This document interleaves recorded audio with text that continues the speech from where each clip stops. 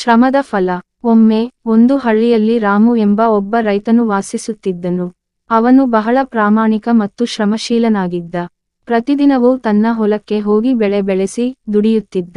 ಆದರೆ ಅವನ ಬಳಿ ತುಂಬಾ ಜಮೀನು ಇರಲಿಲ್ಲ. ಒಂದು ದಿನ ಅವನ ಬಳಿಯ ಸ್ನೇಹಿತನು ಹೇಳಿದ, ನೀನು ಪೈಲ್ವಾನ್ ಆಗಬೇಕು. ರೈತರ ಜೀವನ ದುಃಖಕರ, ದುಡಿಯೋದು ಕಷ್ಟ. ಆದರೆ ರಾಮು ಬುದ್ಧಿವಂತನಾಗಿದ್ದ. ಅವನು ನಗುತ್ತಾ ಹೇಳಿದ, ನಮ್ಮ ಬೆವರಿನಿಂದಲೇ ಊರಿನವರಿಗೆ ಅನ್ನ ಸಿಗುತ್ತದೆ. ರೈತರೇ ಪ್ರಪಂಚದ ಬೆನ್ನೆಲುಬು. ಒಮ್ಮೆ ಆ ಹಳ್ಳಿಯಲ್ಲಿ ತೀವ್ರ ಬರ ಬಂತು.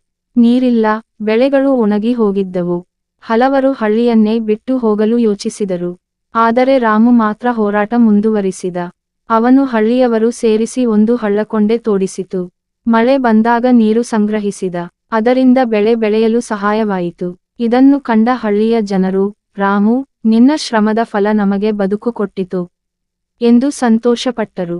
ಈ ಕತೆ ನಮಗೆ ಕಲಿಸುವುದು, ಶ್ರಮ ಮತ್ತು ನೀತಿಯಿಂದ ಯಾವ ಸಂಕಷ್ಟವೂ ಎದುರಿಸಬಹುದು.